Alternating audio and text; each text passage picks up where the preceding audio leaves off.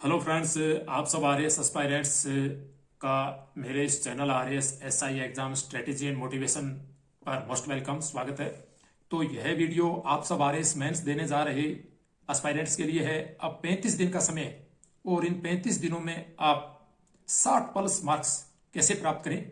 मैंने टॉपर्स की answer booklet देखी है तो उनकी रणनीति बहुत ही स्ट्रिक्ट रणनीति है फ्रेंड्स, और मैंने ऐसी आंसर शीट देखी है कि उन्होंने 15 मार्क्स के अंदर उतना अच्छा परफॉर्मेंस नहीं किया है, लेकिन इन्होंने 5 मार्क्स में और 10 मार्क्स में झंडे गाड़ दिए फ्रेंड्स। वो कैसे गाड़े ये आपके लिए जानना बहुत जरूरी है। मैं तो कहता हूं ये वीडियोस प्री की तैयारी करने वाले जो भी आगे 2024 का टारगेट रख रहे हैं उन स्टूडेंट्स को भी जानना चाहिए, एवं अन्य पीसीएस यूपीएससी वालों के लिए बहुत इंपॉर्टेंट है फ्रेंड्स, क्योंकि इसमें मैं आपको वह रहस्य वह सीक्रेट बता रहा हूं जिसके बल पर आप 60 प्लस यानी 10 मार्क्स में से 7 8 तक आप ले सकते हो। जो मैंने आंसर बुकलेट देखी है टॉपर्स की, उनमें 10 में से 8 नंबर काफी आंसर में आए और उनके 120 तक 110 125 तक मार्क्स 200 में से आए हैं। मेरा कहने का मतलब है कि उन्होंने 450 के लगभग मार्क्स चारों पेपर्स में कैसे प्राप्त किए, ये मैं आपको बता रहा हूं। तो सबसे पहली स्ट्रेटेजी ये है कि आप जो ये एक दो रन बनाने की जो स्ट्रेटेजी अपनाए हुए ना, इसको छोड़ो फ्रेंड्स।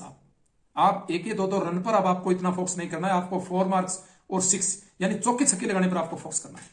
मैं जो आंसर बुकलेट देख रहा था तो उन्होंने देखा, उन्होंने चौके छक्के लगाए हैं लगभग, और 1 मार्क्स से 2 मार्क्स से किसी में आधा इस तरह से आए हैं। उन्होंने 1 रन 2 रन बनाने की तरफ इतना ध्यान ही नहीं दिया है। उनके तो 15 मार्क्स वाले तो बहुत ही कम सही है, लगभग गलत हो गए। लेकिन जो 5 मार्क्स हैं उनमें 5 में से 3 यानी 60, किसी में 3.5, किसी में 4.5 तक 5 में से। कहने का मतलब ओवरऑल आपके 60 प्लस मार्क्स होने चाहिए।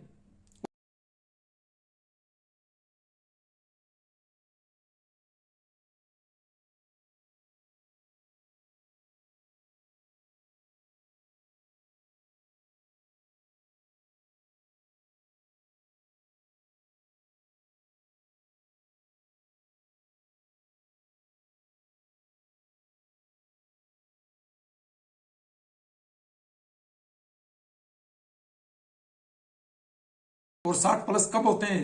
480 मार्क्स का टारगेट आपका होना चाहिए, भी 60 से अबो मुझे लाने हैं। और वो कब कब आएंगे? जब आप स्ट्रेटेजी से आगे बढ़ेंगे। मैं हमेशा ही कहता हूं, इसलिए मैंने चैनल स्ट्रेटेजी का बनाया, क्योंकि बहुत सारे चैनल पढ़ने के बहुत है। स्प्रिंग बोर्ड है, उत्कर्ष है, सम्यक है, इतने पहुंचे हुए टीचर है, बहुत सारे यूट्यूब चैनल चला रहे हैं जो आपको अच्छा कंटेंट उपलब्ध कराते हैं। आप उनकी मैराथन क्लासेज कंटेंट जो भी टॉपिक आपके अभी बाकी हैं पढ़िए, आप अच्छे तरीके से बहुत बढ़िया पढ़ा रहे हैं। लेकिन कैसे पढ़ना है, विभाजन अंकों का, मेंस का, इससे एक वीडियो मैंने इससे पहले मेंस के अंदर अलग अलग यूनिट से किस प्रकार प्रश्न पूछे जाते हैं, यानी हिस्ट्री से, इकोनॉमिक्स से, पॉलिटी से कितने कितने मार्क्स के आते हैं, ये वीडियो भी मैंने बनाया है, वो भी आप जरूर देखें।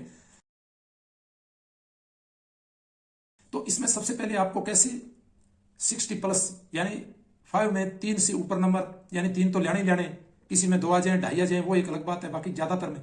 और 10 मार्क्स में भी आप कैसे लें ये मैं आपको बता रहा हूं। तो सबसे पहली बात तो ये आ गई कि आपको 2 मार्क्स वाले, ऐसी बात नहीं है कि उनको अच्छा लिखने की कोशिश नहीं करनी है, लेकिन आपको मेन फोकस आपको 5 और 10 मार्क्स में करना है। आपका टाइम मैनेजमेंट इस प्रकार लिखना है, और आप हमेशा ही आंसर राइटिंग की जो मैपिंग है, बुलेट फॉर्म है, अंडरलाइन है, की पॉइंट्स है, की पॉइंट्स थोड़े बड़े लिखना, उनमें अंडरलाइन करना, जो भी फैक्ट आप लिख रहे हो मुख्य चीज उसको अंडरलाइन करना, ठीक है। तो ये चीज आपके लिए वेरी इंपॉर्टेंट है फ्रेंड्स। जब मैं देख रहा था तो उन टॉपर्स की यह स्ट्रेटेजी सबसे टॉप स्ट्रेटेजी उसकी यही रही है। और हिंदी इंग्लिश में भी अभी जैसे सुबह में लाइव सेशन कर रहा था तो एक स्टूडेंट्स का मैं जवाब नहीं दे पाया, बार बार उनका मैसेज आ रहा था, वो मैं भूल गया। तो अब मैं उसका ये आंसर बताता हूं कि आरएएस मेंस की 4 जो पेपर है, 4th पेपर, उसकी आंसर कॉपी मैंने अपलोड की है। भी आप कौन सी गलतियां ना करें। और अभी मैं जो टॉपर्स की एक आंसर कॉपी देख रहा था 4th पेपर की, तो उसने ग्रामर तो बढ़िया किया ही किया है, मेन चीज उस पर ध्यान दी है। लेकिन जो मेन चीज है वो मैं आपको बताता हूं, इंग्लिश के अंदर उसकी सबसे बढ़िया स्ट्रेटेजी ये रही है कि जो 10 मार्क्स का पद्यांश आता है उसको उसने शायद सबसे पहले किया है। 10 में से 9 नंबर है उसकी, सिर्फ दो जो प्रश्न उसमें 5 आते हैं प्रश्न 2-2 नंबर की, तो 2 के अंदर उसके 1.5 आए या आधा नंबर कटा है, बाकी 9 नंबर है। फिर उसकी स्ट्रेटेजी क्या रही है, उसने प्रीसाइज किया है सब में, तो बहुत ज्यादा मैटर उसने नहीं लिखा है। उसने कोशिश ये की कि हिंदी के अंदर मेरे किसी में 60% आ जाए, लेकिन इंग्लिश में मैं बढ़ा सकता हूं, किसी में 50 हिंदी में चाहिए मेरे थोड़े कम रह जाए, इंग्लिश में उसने अच्छा प्रदर्शन किया, वो कहां किया, जहां मार्क्स ले सकते हैं उसने हिंदी और अंग्रेजी दोनों ग्रामर पर फोकस किया, अच्छा ग्रामर किया है।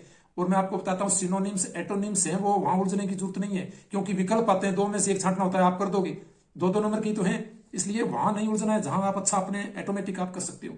और उसने जो पैराग्राफ लिखा है, जो पेसेज लिखा है, जो निबंध लिखा है, उसमें ये नहीं है अभी 2 पेज है तो लास्ट तक उसने डेढ़ में किया है, तो भी उनके हिंदी के अंदर 120 मार्क्स 200 में से हिंदी अंग्रेजी में आ गई और टॉप 20 रैंक्स में उस स्टूडेंट्स ने स्थान प्राप्त किया। तो ये स्ट्रेटेजी बताने के लिए मैंने आपको यह बताया कि 60+ कैसे प्राप्त करें। और मेन चीज आपको अब 35 डेज की आपकी स्ट्रेटेजी क्या रहनी चाहिए।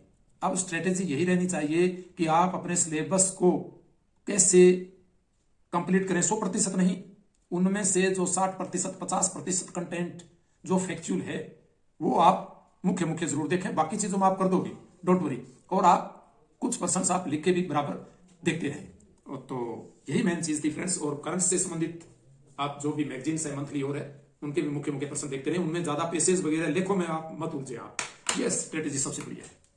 और एक बहुत सारा टाइम आप कहते हो सर 4th पेपर में तो बहुत अच्छे मार्क्स आ सकते हैं, वहां मेहनत करना, तो वहां एसेज वगैरह आप लिख दोगे, निबंध वगैरह पत्र की ड्राफ्टिंग वगैरह ढंग से कर लो, बाकी आप कर दोगे। तो यही बताना था फ्रेंड्स आपको। Thank you.